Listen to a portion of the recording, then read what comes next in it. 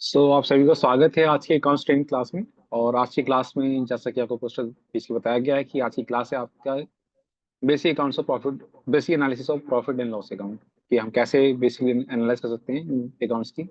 और इस लेने के लिए हमारे साथ सी ममता जुड़ चुके हैं। बिना वक्त गवाए मैं इनवाइट करना चाहूंगा फरहत जी को for the brief introduction of today's resource person and leading person. Thank you, Abhishek ji. Good evening, everyone. I'm Farhat on the behalf of Saksham Rozgar Society. It's my privilege to introduce Miss C.A. Mamta. C. Mamta, a professional who seamlessly blends financial expertise with a deep commitment to social impact, a chartered accountant by profession. She is currently an associate at BGHSR and Associates LLP, Rajendra Place. With a strong background in audit and taxation across private companies, LLPs, PSUs, and firms. However, Mamta's journey is not just about numbers, it's about purpose. Her association with Ms. Jyotika Kalada, president of Saksham Rozgar Society, began when she was just 8 years old. Under her mentorship, Mamta evolved from a student to a guidance force, inspiring others as she was once inspired, actively engaged with SRS since its inception. She has played a key role in its program, using her skills to empower individuals and contribute to societal welfare. Now I'm going to introduce Mr. Sandeep Chawla, sir. Mr. Sandeep Chawla is a seasoned professional with 36 plus years of experience in pharmaceutical industry, specializing in sales, marketing, and training. He, he has led training functions across India and Nepal for over 14 years, including his role as training manager at Sanofi head office in Mumbai. He has conducted 100 plus workshops, trained over 1,000 employees, and designed a program on leadership, communication, and professional development, certificate by Dell, Carnegie, Franklin Covey, and Prism. He now works as a freelance learning and development consultant, delivering impactful in-person and virtual training. Over to you, Abhishek ji. Thank you Farhad ji for the brief introduction, and now I'd like to request our resource person to share the answer.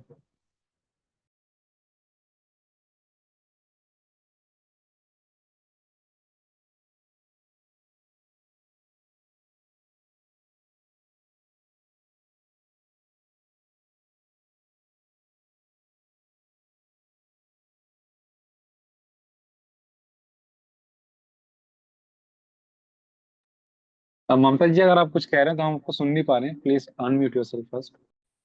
Sorry. अच्छा, good evening everyone, I hope you all are doing very well. तो कैसे हैं आप सब लोग? तो आज हम 24वीं क्लास पर है और लगभग हम अपनी क्लास को रैप अप करने जा रहे हैं। तो आप सबको बहुत खुशी होगा कि आपने इतना लंबा सफर बहुत जल्दी खत्म कर दिया। तो जैसा कि आज की जो क्लास है वो है अपना basic analysis of profit and loss account, है ना? अभी मेरा स्क्रीन किसी को दिख रहा है क्या? यस यस दिख रहा है। अच्छा, एक सेकंड ना, मेरे को पीपीटी निकालना है अपना।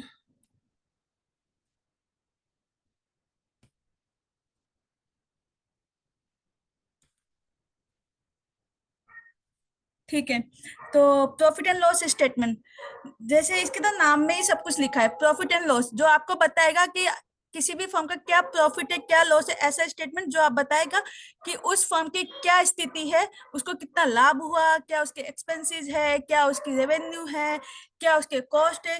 इन सबको अगर कोई बताता है तो वो प्रॉफिट एंड लॉस स्टेटमेंट आपको बताता है।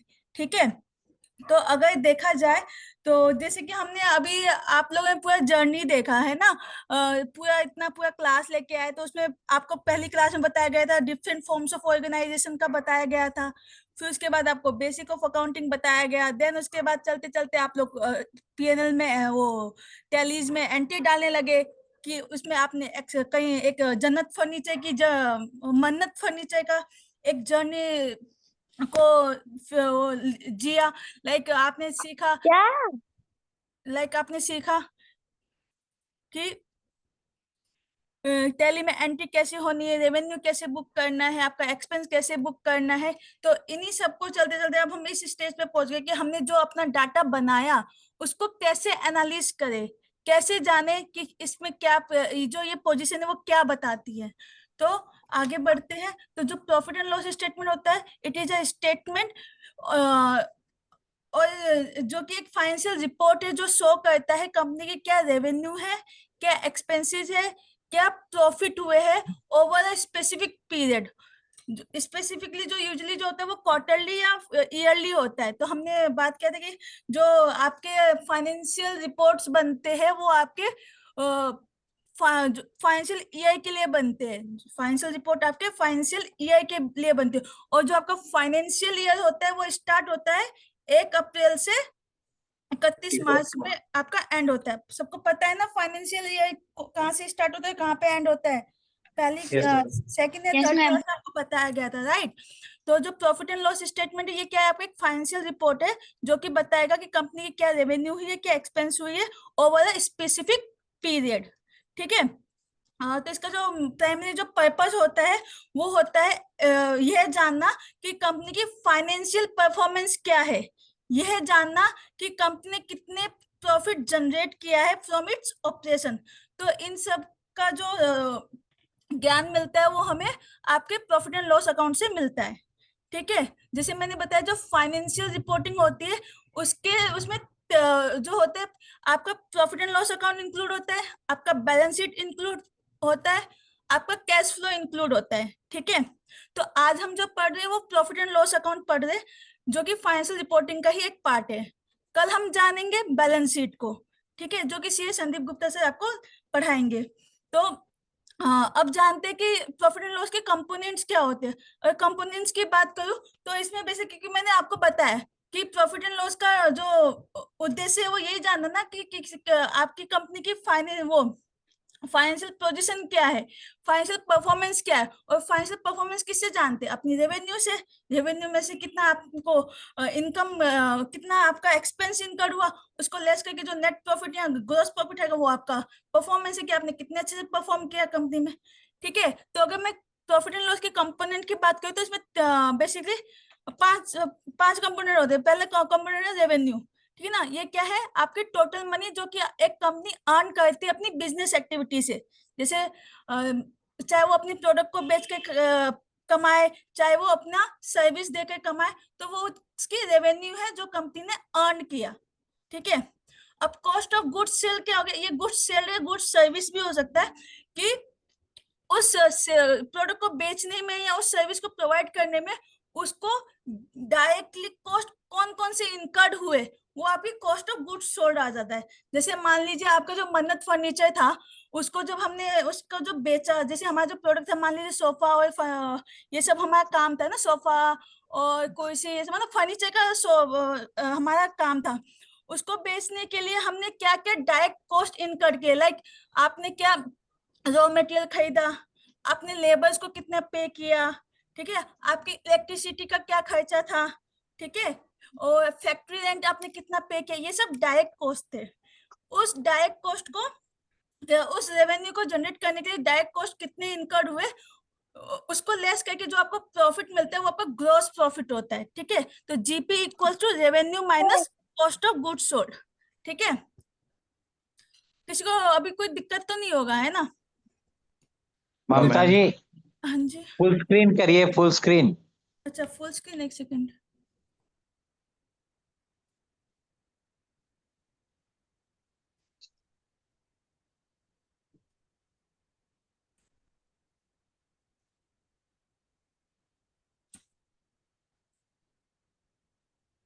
अभी अभी अभी हाँ जी ठीक है। हाँ जी, ठीक है, ओके।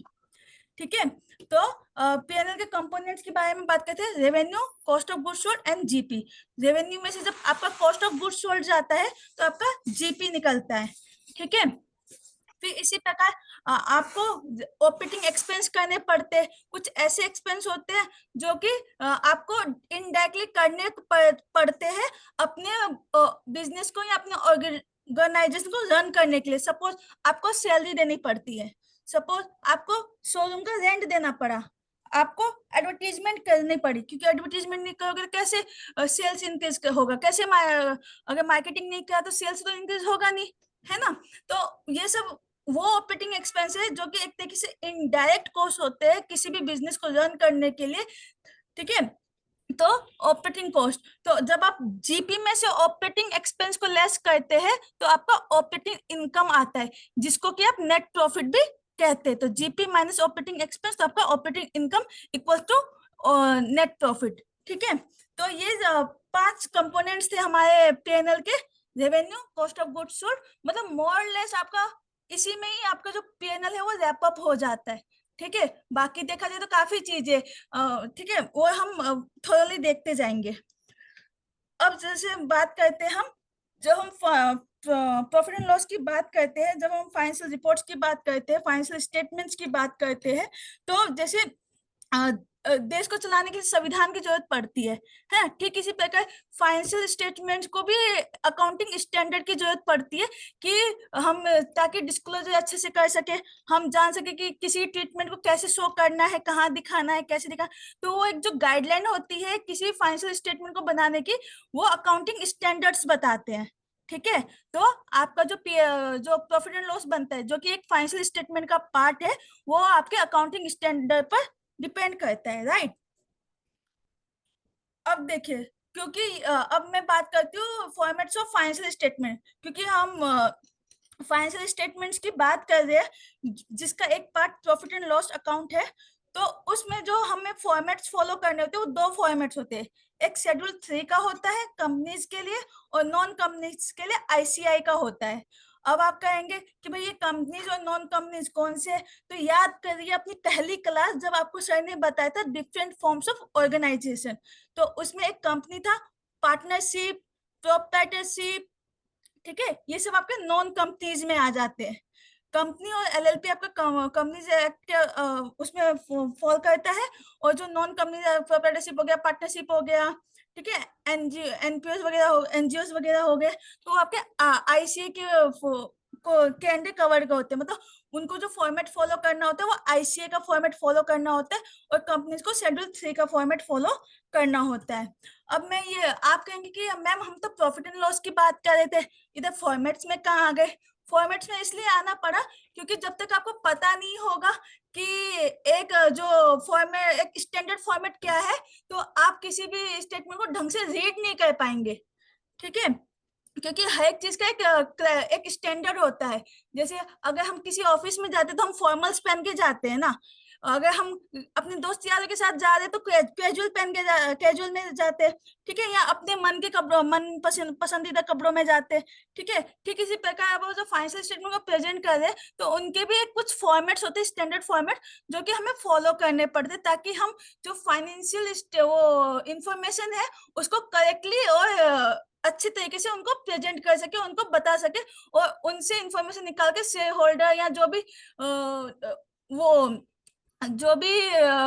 जिनको भी वो इंफॉर्मेशन चाहिए वो उन इंफॉर्मेशन का प्रयोग कर सके, ठीक है। तो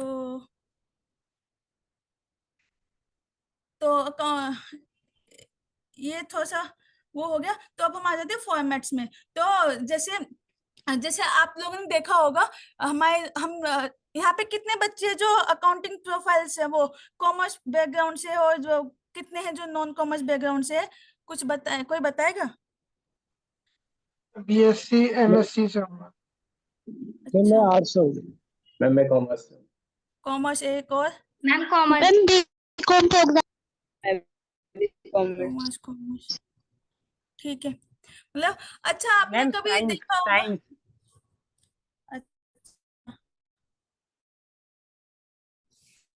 ठीक है,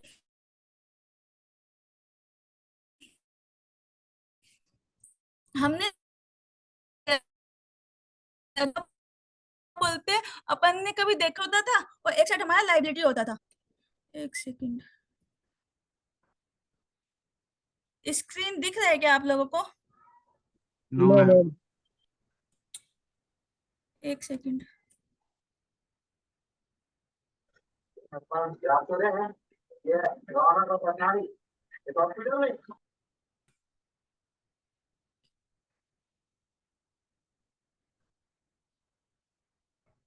मुझे 2 मिनट देना। हाँ, एक बार मैं नेटवर्क कनेक्ट करती हूँ दोबारा से।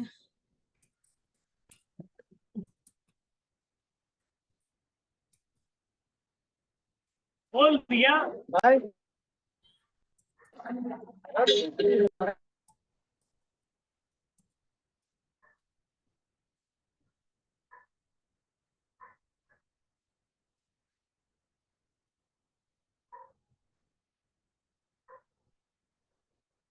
अभी दिख रहा है क्या? No ma'am. नहीं दिख रहा।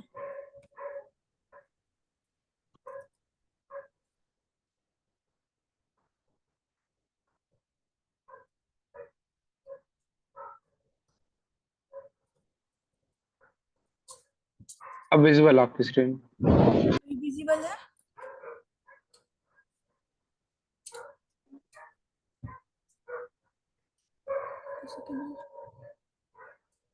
अभी दिख रहा है? Yes ma'am. ओके, ठीक है। हम कहाँ पे थे?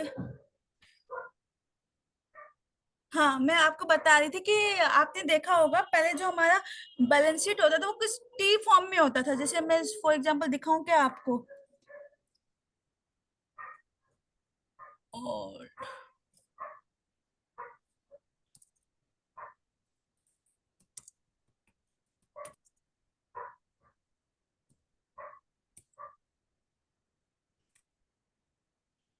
देखिए कुछ इस फॉर्म में होता था, ठीक है।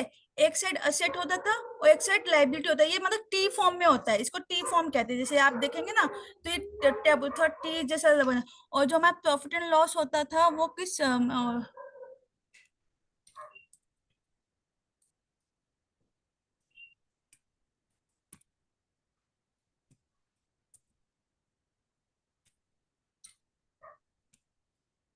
वो भी टी फॉर्म में कुछ इस प्रकार का होता था। दिख रहा है क्या?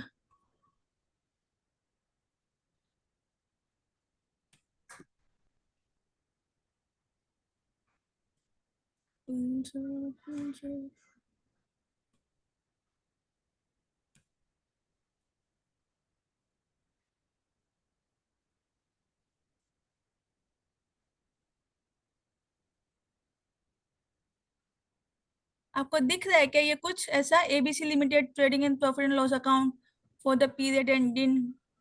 दिख रहा है ना आपको ये? Yes ma'am. कुछ इस टी फॉर्म में होता था, छोटा दिख ठीक रहा है। है थोड़ा। हाँ जी, ब्लर दिख रहा, ब्लर। हाँ, एक बार आप ना गूगल कीजिएगा टी फॉर्मेट में पीएनएल और बैलेंस शीट, तो आपको थोड़ा सा अच्छे से दिखने को मिल जाएगा। मैं बता देती हूँ, ये जो फॉर्मेट है वो ना वो हो गया है, मतलब इसको खत्म कर दिया गया है। अब हम जो फॉलो करते हैं वो टी फॉर्म में ना करके हम वर्टिकल फॉर्म में जो profit and loss and balance sheet है उसको वो फॉलो करते हैं, ठीक है। जो एएस के अकॉर्डिंग हमको बताया जाता है, ठीक है। तो अगर आपको इस फॉर्म में कोई बैलेंस शीट मिले तो वो एक्सेप्टेबल नहीं है। तो ध्यान रखिएगा, जो आपका अगर मान लीजिए आप किसी फॉर्म में किसी कंपनी में काम कर रहे हो और उसके जो और जो फाइनेंशियल्स है वो ओल्ड फॉर्मेट में आप बन के आ रहे, तो आप उसका वो उनको जो बनाने वाला है उसको इन्फॉर्म कीजिए कि भाई ये फॉर्मेट तो खत्म हो चुका है, तो आप कैसे इस फॉर्म में दे रहे, क्योंकि जो न्यू फॉर्मेट है वो इस फॉर्म में है जो कि एज पर शेड्यूल है।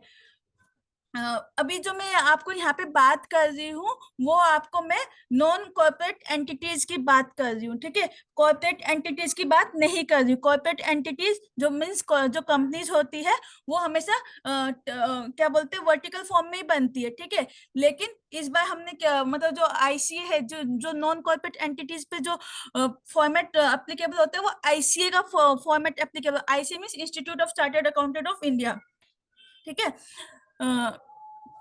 तो उसके ऊपर जो फॉलो होता है वो आईसीए का होता है। आईसीए ने एप्लीकेबल कर दिया है 1 अप्रैल 2024 से ये मैंडेटरी कर दिया है कि आपको जो बैलेंस शीट जो यूज करना है वो टी फॉर्म में ना करके आपको वर्टिकल फॉर्म में करना है, जो कि कुछ इस प्रकार होता है। ठीक है,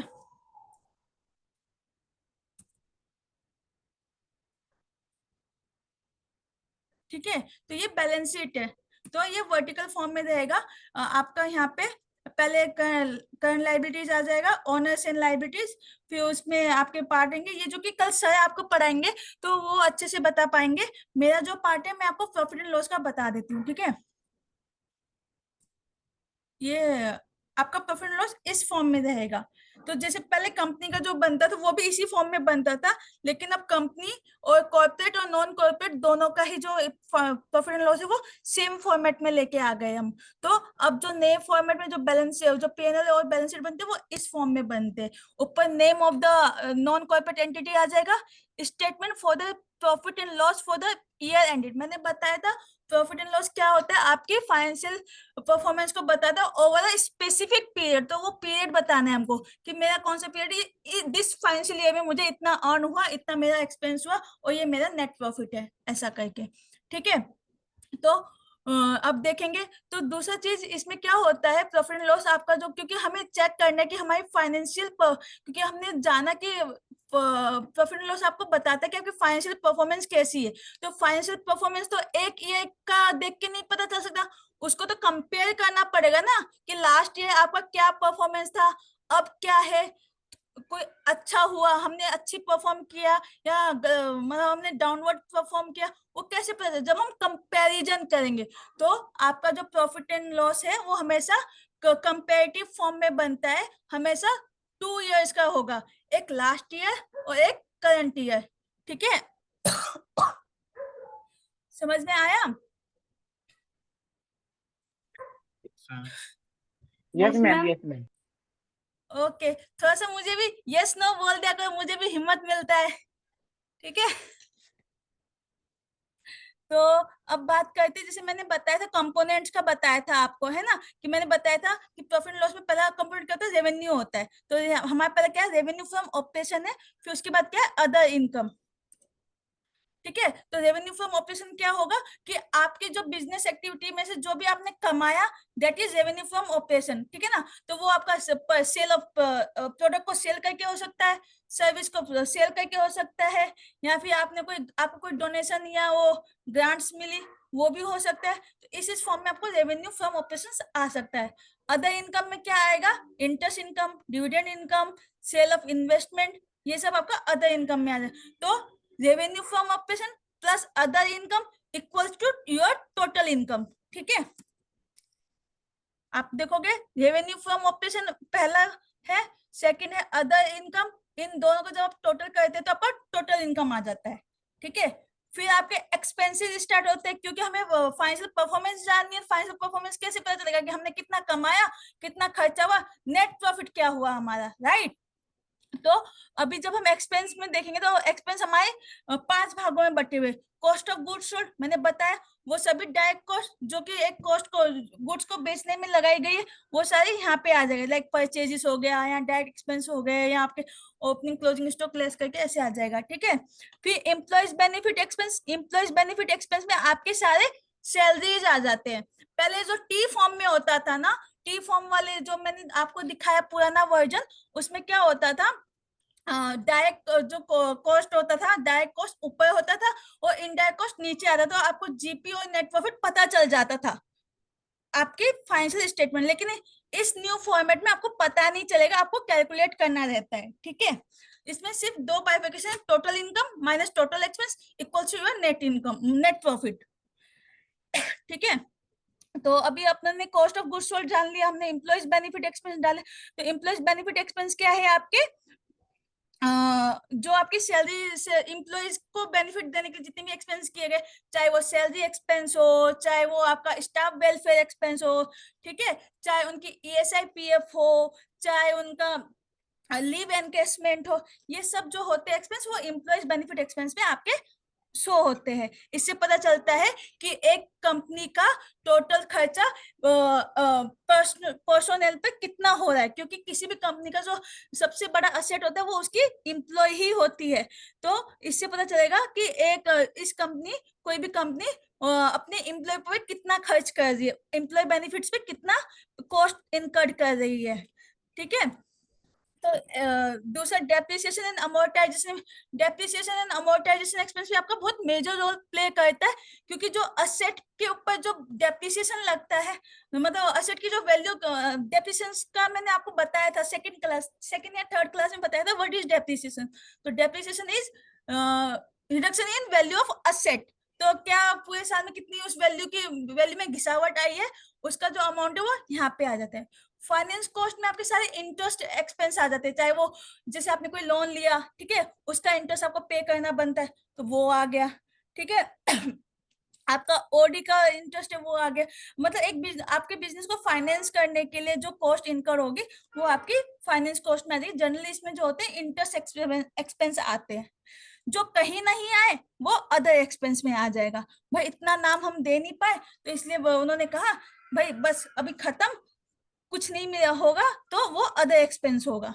ठीक है। तो इस प्रकार आपका प्रॉफिट एंड लॉस का वो खत्म हो जाता है। तो total income, revenue plus other income, उसमें से आप एक्सपेंस लेस कर देंगे तो आपका नेट प्रॉफिट आ जाएगा। ठीक है। Profit before exceptional and extraordinary items. तो इस प्रकार से आपका वो बना। अब प्रॉफिट ये क्या है, profit before exceptional and extraordinary items है 0.5 पे, है ना। तो उसके बाद आप एक्सेप्शनल आइटम और एक्स्ट्राऑर्डिनरी आइटम्स लेस कर देंगे तो प्रॉफिट आफ्टर बिफोर टैक्स आ जाएगा। 9 नंबर पे देखेंगे तो प्रॉफिट बिफोर टैक्स है। फिर उसमें टैक्स को लेस कर देंगे तो आपका प्रॉफिट आफ्टर टैक्स आ जाएगा, जो कि आपका नेट इनकम होता है। मतलब नेट प्रॉफिट है, यही आपका एक्चुअल में कमाई है, जो कि आपने कमाया है। सब कुछ चुका देने के बाद जो पैसा बचा वो आपका। ठीक है। और ठीक है, तो अब हम जान लेते हैं कि जो हमने अभी जो नए फॉर्मेट और ओल्ड फॉर्मेट और न्यू फॉर्मेट में जो वो आया है, चेंजेस आया है, उसमें हमें क्या भूलना है और क्या जानना है। पहले जो हमारा बैलेंस शीट या पीएनएल होता था वो हॉरिजॉन्टल फॉर्म में होता था, जो कि मैंने आपको अभी दिखाया। अगर आपको नहीं दिखा है तो एक बार गूगल करना घर जाके प्लीज, तो आपको समझ में आएगा कि मैंने क्या बताया। ठीक है। नहीं तो फिर आपको समझ में नहीं आ पाएगा। ठीक है। हमने लर्न क्या करना है, हमें समझ में आ रहा है ना सबको? Yes, ma'am. Okay. Yes ma'am. Okay. Then उसके बाद हमें जो हमें भूल जाना है कि हॉरिजॉन्टल फॉर्म में भी कोई बैलेंस शीट या पीएनएल बनता था। अगर कोई आपको देता है बना के, रिजेक्टेड, नहीं ये नहीं चाहिए, हमें वर्टिकल फॉर्म चाहिए, क्योंकि अब new as per ICA act जो नया फॉर्मेट है वो वर्टिकल फॉर्म में है। ठीक है। पहले हम फिक्स सेट बोलते थे, अब हम प्रॉपर्टी प्लांट एंड इक्विपमेंट बोलते हैं। अपने आप को सही रखना है। क्या बोलते हैं, जो अकाउंटिंग लाइन होता है ना, उसमें ना शब्दों का बहुत वो होता है, वर्थ होता है। अगर आप फिक्स सेट के बोलेंगे अरे ये तो कितना आउटडेटेड पर्सन है, अगर आपने बोला नहीं भाई फिक्स सेट नहीं, property plant and equipment, then कहेंगे हाँ इसको पता है कि अब ये जो फिक्स सेट है उसका नाम चेंज होकर प्रॉपर्टी प्लांट एंड इक्विपमेंट हो गया है। ठीक है। Debtors old fashion, trade receivable नया फैशन, मतलब नया जमाना, नए जमाने के लोग हम लोग है ना। तो डेटर्स पुराने बैलेंस शीट में चलता था, पुराने फॉर्मेट में चलता था। न्यू फॉर्मेट में हम ट्रेड रिसीबल्स बोलते हैं। क्रेडिटर्स पुराने उसमें चलते फॉर्मेट में चलता है, न्यू फॉर्मेट में ट्रेड पेबल्स बोलते हैं। सेम कैपिटल को ओनर्स फंड बोलते हैं। इसी प्रकार सेल्स को हम रेवेन्यू बोलते हैं। ठीक है। और इनकम टैक्स और टैक्स में और प्रॉफिट एंड लॉस अकाउंट नहीं बोलते हम, अब हम बोलते हैं स्टेटमेंट ऑफ पीएनएल अकाउंट। ठीक है। रेंट को हम रेंट नहीं बोलते, हम लीज बोलते हैं। हम नए मतलब हम अपनी वोकैबुलरी को बहुत इनहेंस कर दें। ठीक है। तो आपने थोड़ा सा ये अपने शब्दों में इनको सुधारना है, क्योंकि हम अक्सर बोलते हैं डेटर्स क्या है, क्रेडिटर्स क्या है, नहीं, हमें बोलना है ट्रेड रिसीवेबल क्या है, ट्रेड पेबल क्या है। कि जो ट्रेड रिसीवेबल, ठीक है। अच्छा, अभी हम प्रॉफिट की बात कर रहे थे, प्रॉफिट एंड लॉस की। ये तो वो हो गई जो नॉन कॉर्पोरेट एंटिटीज है या कॉर्पोरेट एंटिटीज, उनका मकसद क्या है, प्रॉफिट अर्न करना। What about NPO, non profit organisation, जिनका मकसद प्रॉफिट कमाना नहीं, समाज सेवा करना है या समाज को अच्छा बनाना है, जैसे सक्षम रोजगार सोसाइटी है, वो क्या है, एक एनपीओ है जिसका मकसद प्रॉफिट कमाना नहीं है, बल्कि समाज में एक योगदान देना है ताकि समाज को अच्छा बनाया जा सके। ठीक है, तो उस केस में जो उनका जो फाइनेंशियल स्टेटमेंट बनेगा वो किस फॉर्म में बनेगा, वो तो प्रॉफिट एंड लॉस कमाते नहीं, तो उनके केस में क्या बनता है, जैसे कॉर्पोरेट के केस में प्रॉफिट एंड लॉस अकाउंट बनता है ना, नॉन प्रॉफिट ऑर्गेनाइजेशन जो एनपीओ होते हैं like trust, society, section 8 company, उनके केस में आपका इनकम एंड एक्सपेंडिचर अकाउंट बनता है। ठीक है, there is difference in profit and loss account and income and expenditure account. ठीक है, क्योंकि एनजीओ प्रॉफिट नहीं कमाती है, वो उसके पास इनकम आता है जिसको वो खर्च करती है, एक्सपेंड करती है, किसके लिए, समाज के वेलफेयर के लिए। ठीक है, तो कॉर्पोरेट के लिए प्रॉफिट एंड लॉस अकाउंट बनता है, और कॉर्पोरेट और नॉन कॉर्पोरेट के लिए प्रॉफिट एंड लॉस अकाउंट बनता है, और आपका नॉन प्रॉफिट ऑर्गेनाइजेशन के लिए इनकम एंड एक्सपेंडिचर अकाउंट बनता है। ठीक है, उसको इस फॉर्म, उसका जो फॉर्मेट है वो इस फॉर्म में है। ठीक है, तो उसके पास जो इनकम आती है वो 3 फॉर्म में आ सकती है। डोनेशन आ सकता, भाई उसका इनकम क्या होगा, डोनेशन होगा, जब लोग हमें डोनेशन देंगे वही उसी को तो हम खर्च कर पाएंगे, डोनेशन हो गया। फीस फ्रॉम रेंडिंग सर्विस, मान लीजिए कोई एनजीओ वो चलाती है कुछ, मतलब लाइक कंप्यूटर क्लासेस चलाती है, बच्चों को कंप्यूटर आईटी सेक्टर में डेवलप करना चाहती है, मतलब उनको अभी कहाँ पानी पी लो, 1 सेकेंड।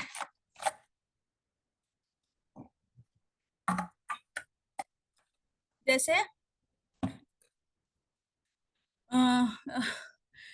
जैसे सक्षम रोजगार सोसाइटी है या सक्षम भारती है या सक्षम भारती फाउंडेशन से, वो क्या करते हैं कि वो कंप्यूटर स्किल्स प्रोवाइड करते हैं, है ना, ब्यूटी, स्टिचिंग, इन सब का वो क्लासेस वगैरह देते हैं, तो उस क्लासेस से जो बच्चों से जो फीस आती है वो उनकी इनकम हो सकती है।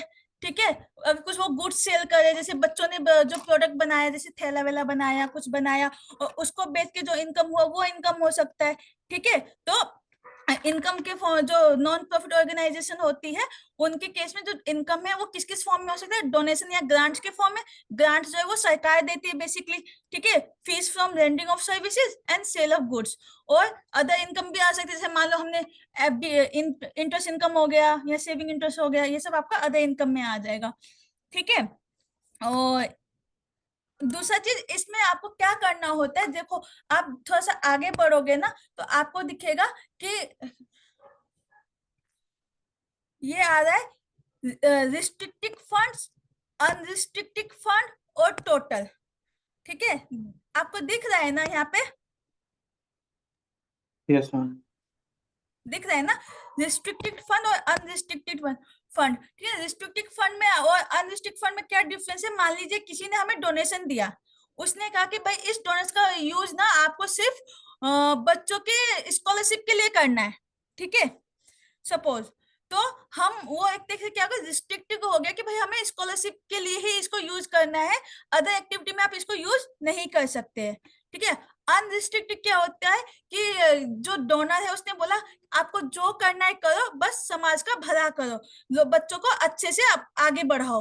ठीक है, तो उस केस में उसने कोई स्पेसिफिक डायरेक्शंस नहीं दी कि उस डोनेशन को कैसे यूज करना है, तो वो अनरिस्ट्रिक्टेड फंड हो गया, उसमें कोई रिस्ट्रिक्शन नहीं है, आप जैसा चाहो वैसा यूज कर सकते हो बच्चे के वेलफेयर के लिए या समाज के वेलफेयर के लिए। ठीक है, और डिस्ट्रिक्ट में वो एक पर्टिकुलर स्पेसिफिक डायरेक्शन दे, तो हमें जो नॉन कॉर्पोरेट एंटिटीज का जो वो बनता है, वो सॉरी एनजीओ का जो वो प्रॉफिट एंड लॉस बनता है, उसमें बताना होता है कि रिस्ट्रिक्टेड कितना है, अनरिस्ट्रिक्टेड कितना है, ऐसे करके। ठीक है, बनेगा दोनों कंपैरेटिव ही, देखो लास्ट ईयर और करंट ईयर। ठीक है, बाकी तो सेम ही है कि इसमें एक्सपेंस हो गया तो एक्सपेंस वो किस फॉर्म में हो सकती है, मान लीजिए मटेरियल कंज्यूम किया या जो डिस्ट्रीब्यूट किया, मान लीजिए वो किसी दूसरी फॉर्म का वो क्या बोलते हैं एनजीओ को डोनेशन देती है तो उस केस में हो गया।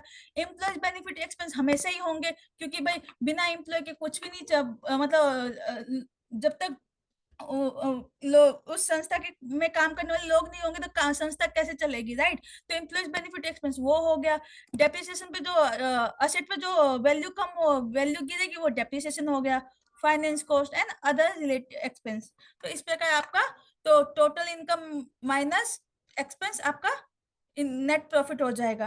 लेकिन यहाँ पे हम नेट प्रॉफिट नहीं होगा क्योंकि हमारा मकसद प्रॉफिट कमाना नहीं है, हमारा नेट प्रॉफिट करके खत्म ही आ जाएगा। यहाँ पे आएगा excess of income over expenditure, हम कहेंगे इसको नेट प्रॉफिट नहीं कहेंगे। अगर कुछ एक्सेस है तो हम कहेंगे कि जो ये है एक्सेस इनकम है ओवर एक्सपेंडिचर, की जो जितना भी हमने खर्चा किया उसमें से बचा हुआ इनकम है ये, ठीक है। अब हमने तो इतना तो जान लिया कि प्रॉफिट एंड लॉस क्या है, कैसे है ना। तो अब प्रॉफिट एंड लॉस को जब आप एनालिसिस करते हैं तो उसमें कुछ की रेशोज आप लोग निकालते हैं। जैसे मैंने जीपी बोला है ना, जीपी क्या है आपका? Revenue minus cost of goods sold, right? यही होता है ना फॉर्मूला? Yes, ma'am. ओके। मैं कभी कभी भूल जाती हूँ ना, मुझे याद दिलाते रहा करो, ठीक है। तो revenue minus cost of goods sold आपको कहते हैं जीपी होता है ना। तो अगर आपको इससे क्या पता चलता है, जैसे मैं आपको दिखाती हूँ।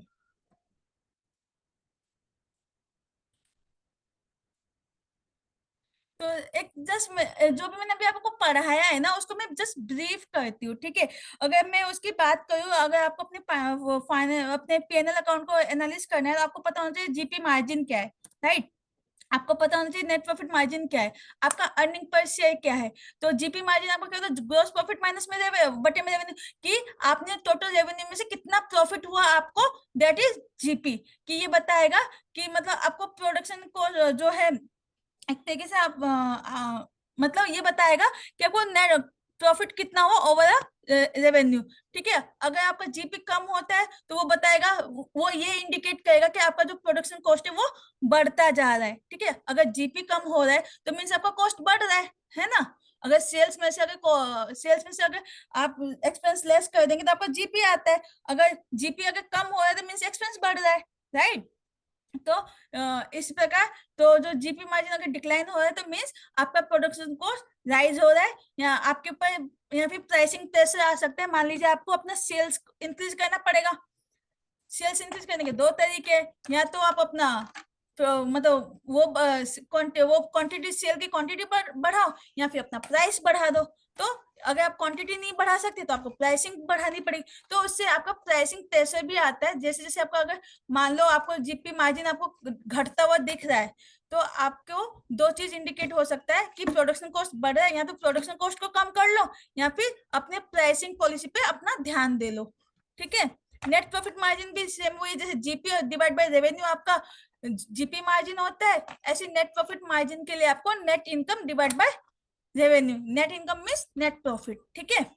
अर्निंग पर शेयर होता है net income divide by shares. Earning per share मतलब पर शेयर आपने कितना कमाया। सपोज आपने 10,000 कमाया और आपने जो शेयर्स में इन्वेस्ट किया था, सपोज आपकी जो कंपनी में जो आपका शेयर है वो 5 है, मतलब जो एक कंपनी है, जैसे कंपनी मान लीजिए मैं आगे दिखाती हूँ आपको उसमें दिखाती हूँ, ठीक है। और ऐसे ही अगर आप जैसे पढ़ेंगे, मतलब आपको अगर सिंपल एनालिसिस करना हो क्या कैसे प्रॉफिट एंड लॉस होता है, आप इसको एक बार जस्ट गो थ्रू करते हैं अपन।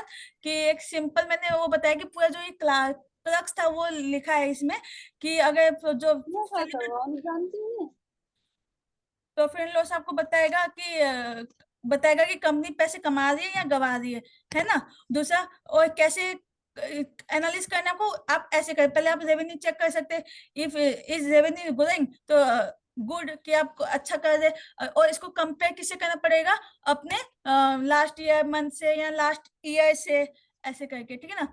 इससे हमें पता चल सकता है कि कहाँ से पैसा आ रहा है, कहाँ को पैसा, मतलब सोर्स ऑफ इनकम क्या है, कि अदर मतलब हम प्रोडक्ट को सेल करके ले रहे हैं या फिर अदर इनकम का है, तो कहाँ से पैसा आ रहा है वो आपको कौन बताएगा? सेल्स बताएगा, ठीक है। फिर कॉस्ट ऑफ मेकिंग या सेलिंग, जो कॉस्ट ऑफ गुड्स सोल्ड होता है उसमें बताएगा कि how much does it cost to produce goods like raw material वगैरह। और रेवेन्यू में से जब cost of goods sold minus कर देंगे तो आपका जीपी आ जाएगा। तो सॉर्ट ऑफ जो मैंने बताया वही इसमें वो है। तो अब जैसे मैं आपको ना एक सैंपल बेसिस पे ना वो दिखा देती हूँ। हमने फर्नीचर का वो बनाया था, मन्नत फर्नीचर को क्रिएट किया था, है ना। तो चलो हम एक काम करते हैं, पहले उसी को ही ना एनालिस कर लेते हैं। जैसे मैं डाटा ओपन करती हूँ, ठीक है।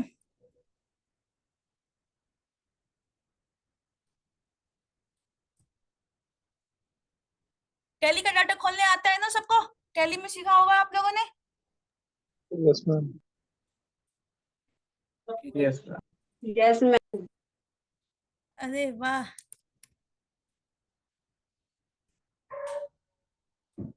तो ये मेरा प्राइम में है। मैं जाती हूँ प्रॉफिट एंड लॉस अकाउंट में। तो देखो ये जो आ रहा है ना, अभी जो आ रहा है हमारा balance sheet, sorry balance sheet बोल रही हूँ, प्रॉफिट एंड लॉस, ये टी फॉर्म में।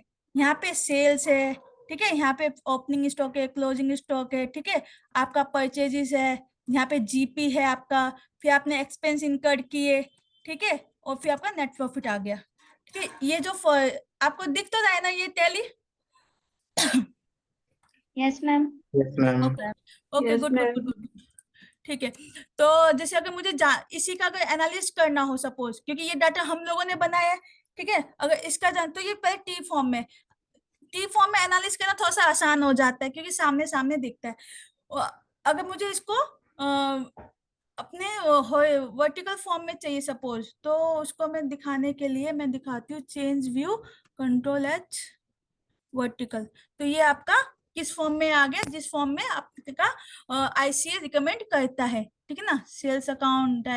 वैसे ये तो है नहीं, ये गलत उसमें फॉर्म में है, ठीक है। अब जो मैंने फॉर्मेट दिखाया उसी फॉर्मेट में बनेगा, बाकी आप इसको अगर जो बैलेंस शीट है उसको हॉरिजॉन्टल फॉर्म में ही रहने देते हैं, ठीक है। तो ये जो डाटा है वो बताता है कि आपका टोटल सेल्स कितना है, 36,45,000 का है, ठीक है। उसमें से आपका जो डायरेक्ट कॉस्ट, जो परचेज में आपने खर्चा किया, परचेज जो किया, रॉ मटेरियल कह लो या आपका कुछ भी कह लो, जो आपने रॉ मटेरियल परचेज किया सेल करने के लिए, तो वो 25,30,000 है। 9,15,000 आपका डायरेक्ट एक्सपेंस है, ठीक है। और आपका जीपी कितना है, 15,49,000। मगर मैं F12 करूं और इसको 100% करूं, तो आपको दिख जाएगा कि मेरा जो टोटल जीपी है वो 42.51% है, कि ऑलमोस्ट जो मेरा सेल्स है उसका 50% मेरा प्रॉफिट है। इससे ये एनालिसिस निकल रहा है ना, कि अगर मैं 100 रुपये कमाती हूँ तो मोर और लेस मैं 42 रुपये उसमें से, अगर 100 रुपये का कोई सामान बेचती हूँ तो उसमें से मेरे को जो टोटल कॉस्ट लगता है वो उतने का लगता है, 50 का, मतलब 42, मतलब मोर लेस 60% जो है मेरा वो कॉस्ट है और 40% जो है मेरा नेट प्रॉफिट है। इसकी 100 का माल जो है, जो मैं 100 का माल बेच रही हूँ, उसकी जो लागत है वो 60 रुपए है, और उस पे जो मुझे कमाई हुई वो 40 रुपए है, ठीक है, जो कि बहुत अच्छा मार्जिन है। कल को मोर लेस मान लीजिए आपका जीपी कम हो जाता है, मान लीजिए 40 का 30 हो जाता है, तो इसका दो रीजन हो सकता है, या तो आपकी सेल्स कम हो गई है, या फिर आपका जो डायरेक्ट एक्सपेंस है, जो कि कॉस्ट ऑफ गुड्स सोल्ड है, वो इंक्रीज हो गया है, ठीक है। तो इस प्रकार आप एनालिसिस कर सकते हो कि जीपी को कैसे, मतलब जीपी को कैसे मेंटेन करना है। फिर ठीक इसी प्रकार इनडायरेक्ट इनकम है आपके, मान लीजिए आपको डिस्काउंट रिसीव हुआ, तो आपका एक तरीके से इनडायरेक्ट इनकम, वो तो आपका बिजनेस एक्टिविटी नहीं है ना डिस्काउंट रिसीव करना, आपका एक बिजनेस एक्टिविटी तो क्या है, गुड्स बेचना, है ना। वो डिस्काउंट आपका क्या हो जाएगा, इनडायरेक्ट इनकम हो जाएगा, ठीक है। और फिर क्योंकि बिजनेस तो ऐसे बस सिर्फ ऐसे चलता नहीं, बिजनेस के लिए हमें प्रमोशंस करने पड़ते हैं, है ना, हमें करने पड़ते हैं, हमें शोरूम्स वगैरह खरीदना पड़ गया, या मान लो हमें कोई लोन लेना पड़ गया तो उसका इंटरेस्ट पे कर रहे हैं। तो वो सारे जो, मतलब जो बिजनेस को रन करने के लिए जो इनडायरेक्टली खर्च होते हैं, जैसे रेंट हो गया, रेंट पे करना, रेंट दिया, तो क्या है, इनडायरेक्टली वो आपके उस सेल्स को सपोर्ट कर रहा है। डायरेक्टली तो आपका परचेज हो गया, मतलब इनडायरेक्टली आपका रेंट वगैरह हो गया, ठीक है, रेंट, एडवर्टीजमेंट, मार्केटिंग, ठीक है ना, ये सब हो गया। तो इनडायरेक्ट जैसे डेप्रिसिएशन हो गया, प्रोफेशनल चार्जेस हो गया, अब अकाउंटेंट को बिठाओगे तो वो तो ही सेल्स के प्रोडक्शन में काम करे, लेकिन अगर वो अकाउंटिंग नहीं करेगा तो धंधा भी नहीं चलेगा, है ना। पता कैसे चलेगा कि हम कितना कमा रहे हैं, हमारा जो पैसा है कहाँ से आ रहा है, कहाँ को जा रहा है, जो डिसीजन लेने हैं की डिसीजन, वो जब अकाउंटिंग डाटा, जो अकाउंटेंट है वो डाटा प्रॉपरली बनाएगा तभी तो पता चलेगा, है ना। ये रेंट एक्सपेंस हो गया, स्टेशनरी, टेलीफोन एक्सपेंस, ये सब आपके क्या है, इनडायरेक्ट एक्सपेंस है। जब आप अपने जीपी में से, ये देखिए जीपी में से जब आप अपना इनडायरेक्ट एक्सपेंस को, जो ऑपरेटिंग एक्सपेंस है उसको लेस करते हैं तो आपको कहते हैं नेट प्रॉफिट आता है, और जो हमारा नेट प्रॉफिट आ रहा है वो 20% के आसपास आ रहा है। तो इस प्रकार आप अपने उसको क्या कर सकते हैं, एनालिस कर सकते हैं, ठीक है। मैम जो हमारा टैली में लाइसेंस वर्जन होता है तो उसमें भी ये टी फॉर्मेट में ही आएगा प्रॉफिट हाँ एंड जी लॉस हाँ अकाउंट? जी हाँ जी हाँ जी हाँ जी। अच्छा मैम, न्यू फॉर्मेट में नहीं आएगा? नहीं नहीं नहीं नहीं, ओके मैम। ठीक है। तो इस प्रकार ये हो गया। अब मैं ना आपको एक ना वो दिखाती हूँ, एक कंपनी का बैलेंस शीट दिखाती हूँ। हाँ चलो बैलेंस शीट दिखाती हूँ, उसमें आपको दिखेगा, आपको थोड़ा सा ना अच्छा लगेगा कि एक्चुअल में बैलेंस शीट दिखता कैसा है। ये तो हमने टैली में बना दिया, टैली में हमने डाटा एंट्री कर लिया। अब उस डाटा एंट्री का आउटपुट क्या निकलेगा, फाइनेंशियल स्टेटमेंट्स। अब फाइनेंशियल स्टेटमेंट्स देखने में कैसा लगता है, वो उसका आपको थोड़ा सा मैं क्या बोलते हैं वो दे देती हूँ, ओवरव्यू दे देती हूँ।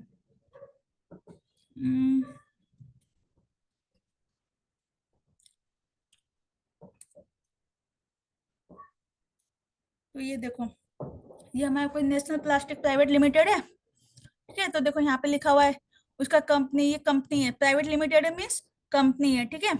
उसका सीन नंबर हो गया, उसका रजिस्टर्ड ऑफिस हो गया, और ये बैलेंस शीट दे दिया हमने as on 31 March. Balance sheet कल सर पढ़ाएंगे, बहुत बढ़िया पढ़ाएंगे, ठीक है। अब हम आगे बढ़ते हैं। अब आपने कुछ चीज नोटिस किया होगा, देखो यहाँ पे पर्टिकुलर से, फिर नोट से, फिर पीरियड है 31 मार्च 2024 का, और दूसरा है अगले ही कॉलम पे 31 मार्च 2023 का। यहाँ पे क्या है, दो डाटा दे रखे, कंपेरेटिव दे रखा है ना। और जो कंपेरेटिव है दो फाइनेंशियल्स का है, ठीक है। और आपने ध्यान दिया यहाँ पे नोट्स में कुछ नंबर्स लिखे 2 3 4 5 6 7 8, ये क्या चीज है भाई, 1 कहाँ गया, कोई गिनती भूल गया क्या, कुछ गड़बड़ हो गया क्या? नहीं, ये जो नोट्स है ये आपका एक तरीके से एनेक्जर्स है। ये जब आप कुछ किसी को कुछ कैलकुलेशन देते हो तो आप उसके लिए कुछ वर्किंग करते हो ना, कि ये कैलकुलेशन कैसे आया। मान लीजिए आपने सेल किया 50,000 का, आपने खर्चा किया 40,000, आपको बचा 10,000। आपने कहीं ना कहीं वर्किंग किए होंगे ना इस चीज का। वो जो वर्किंग से उनको ही आप क्या बोलते हैं, एनेक्जर्स बोलते हैं, और एनेक्जर्स को हम नोट्स फॉर्म में दिखाते हैं, ठीक है। तो अब आपका जो पहला जो नोट होता है वो आपका ना अकाउंटिंग पॉलिसीज का होता है हमेशा, ठीक है। यहाँ पे बताया जाएगा कि जो कंपनी वो कौन कौन सी अकाउंटिंग पॉलिसीज फॉलो करती है। सपोज वो बोलता है कि भाई हम जो है अक्रूवल बेसिस पे चलते हैं। जैसे आपने पढ़ा होगा जो अकाउंटिंग होती है वो दो बेसिस की होती है, एक अक्रूवल बेसिस और एक कैश बेसिस। कैश बेसिस में क्या कैसे अकाउंटिंग करते हैं, जैसा पैसे आएगा हम अकाउंटिंग कर मतलब बुक रिकॉर्ड करेंगे, पैसा जाएगा तो रिकॉर्ड करेंगे, उसके अलावा नहीं करेंगे। मतलब पैसा आने और जाने पर ही सिर्फ रिकॉर्डिंग होगी, अदरवाइज रिकॉर्डिंग नहीं होगी।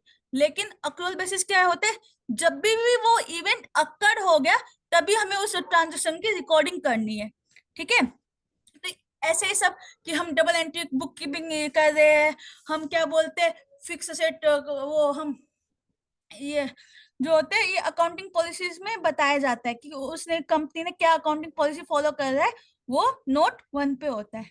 नोट 2 पे वो आपको बताया है कि शेयर होल्डर फंड में कितना वो है, ऐसे करके ये सब बता रहा है, ठीक है। अब हम प्रॉफिट एंड लॉस में आते हैं। हम मुद्दा तो आज प्रॉफिट एंड लॉस है ना, तो हम मुद्दे पे आते हैं, ठीक है। तो वही देखो रेवेन्यू दे रखा है ऊपर, ठीक है ना, रेवेन्यू फ्रॉम ऑपरेशन, फिर अदर इनकम, इन दोनों का टोटल क्या हो गया आपका टोटल इनकम। इसका नोट्स 9 और 20 देखा। अब जिस नोट्स 19 देखो तो ये जो अमाउंट है 1,27,74,73,700 रुपए आया है। अब मुझे जानना कि भाई ये सेल्स फ्रॉम ऑपरेशन है, रेवेन्यू फ्रॉम ऑपरेशन है क्या क्या क्या क्या करके मुझे ये पैसा आया है। तो इसके लिए मुझे नोट्स अगर जानना है तो मुझे नोट्स 19 में जाना पड़ेगा। अब नोट्स 19 जैसे ये देखो अकाउंटिंग, देखो ये है ना आपका ये अकाउंटिंग पॉलिसीज हो गया। यहाँ पे दे रखा है कि कॉर्पोरेट ओवरव्यू क्या है, बेसिस ऑफ अकाउंटिंग क्या है, सब बताएगा, शेड्यूल 3 की कंपनी है ये, ऐसे करके पूरा बताएगा। हम पीपी देखो, प्रॉपर्टी प्लान एग्रीमेंट है, रेवेन्यू रिकॉग्निशन किस बेसिस पे कर रहे हैं, ऐसा करके। अब मुझे जाना था 19 पे, क्योंकि मेरा जो रेवेन्यू फ्रॉम ऑपरेशन है वो 19 पे आ रहा है, 19 नोट्स पे आ रहा है। तो ज्यादा ये 3 हो गया, ये 4 हो गया, दिख रहा है ना आपको? Long term Boeing 4, deferred tax liability 5। अब मैं जाती हूँ 19, 11, 13, 14, 15, 16, 17, 18, 19। तो आपने 19 में देखा रेवेन्यू फ्रॉम ऑपरेशन आया, कितना था? 127 करोड़ था। तो उसमें मुझे उन्होंने बताया कि 127 करोड़ का जो बाइफरकेशन है वो इस प्रकार है। जो लोकल सेल किया मैंने 1 करोड़ 126 करोड़ का किया, एक्सपोर्ट सेल मैंने 1 करोड़ 21 लाख का किया, मुझे जो डिस्काउंट मैंने जो दिया लोगों को वो 7,46,000 का दिया। तो इस प्रकार मुझे पता चला कि वो जो रेवेन्यू फ्रॉम ऑपरेशन का जो टोटल आया था वो कहाँ कहाँ से आ रहा था, उसका बाइफरकेशन क्या था, उसका डिटेल क्या था, वो आपको नोट्स में पता चलता है। ठीक है। ठीक इस प्रकार अदर इनकम में क्या क्या पार्ट आ गया, जैसे इनका एक्सचेंज डिफरेंस है, क्योंकि एक्सपोर्ट हुआ तो एक्सचेंज डिफरेंस भी होगा। मिसलेनियस इनकम है, बैड डेब्ट रिकवर्ड है, प्रोविजन फॉर बैड डेब्ट है, फिक्स, ये सब करके। ठीक है।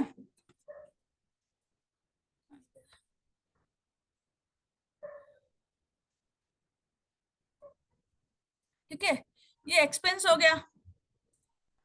तो एक्सपेंस में देखा purchase of stock in trade, तो आपका ये कॉस्ट ऑफ गुड्स सोल्ड का पार्ट हो गया। Employees benefit expense, employees benefit expense का जो नोट्स है वो क्या है? 23 है। अगर मुझे जानना है कि एम्प्लॉइज बेनिफिट एक्सपेंस में कौन कौन से एक्सपेंसेस आ रहे हैं तो मुझे नोट 23 में जाना पड़ेगा और इसको फिर देखना पड़ेगा। ठीक है। इस प्रकार आप एक बैलेंस शीट मतलब पीएनएल को देखते हैं, एनालिसिस करते हैं और उससे जो रिलेवेंट आउटपुट्स होते हैं वो निकाल कर, रिलेवेंट इंफॉर्मेशन को निकाल कर अपने की डिसीजंस लेते हैं। ठीक है। जैसे अगर ये हो गया, ठीक है। अगर जैसे मान लीजिए ये तो मैंने एक्सेल फॉर्म में किया है, ये मेरा पीडीएफ फॉर्म में है, मैं आपको ना एक एक्सेल फॉर्म में भी दिखाता हूँ। मान लीजिए आपके पास एक्सेल में आया, तो जैसे मैं दिखाती हूँ आपको।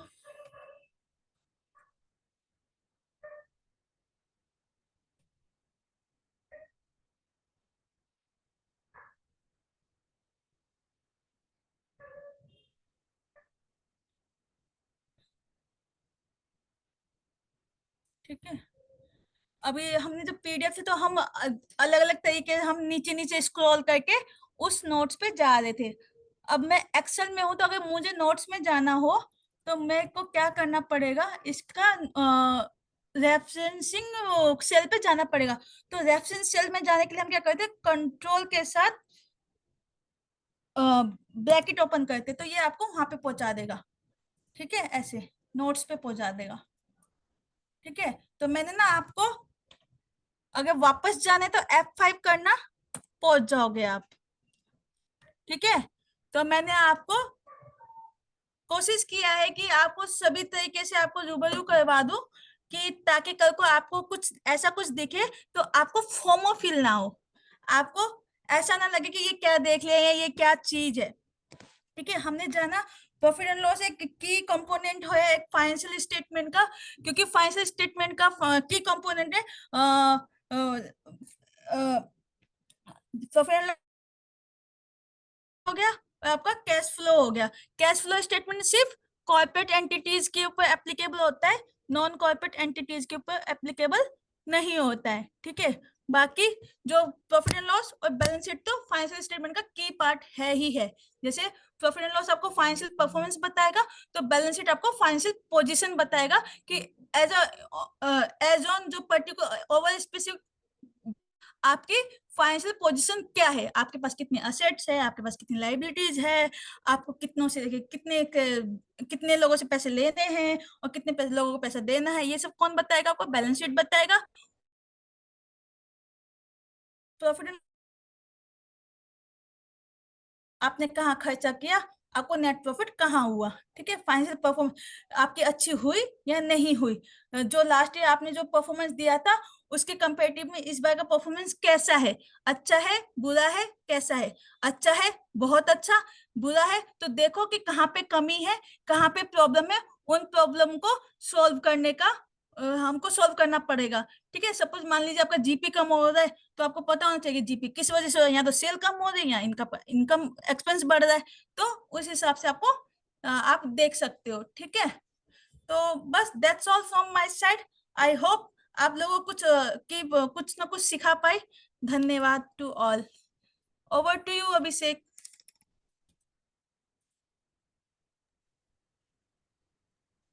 So thank you Mamta ji for taking such a wonderful class and now सभी रिक्वेस्ट करूंगा कि अपने कैमरा ऑन कर लीजिए ताकि हम साथ में फोटो रिलीज करें रिकॉर्ड कीजिए।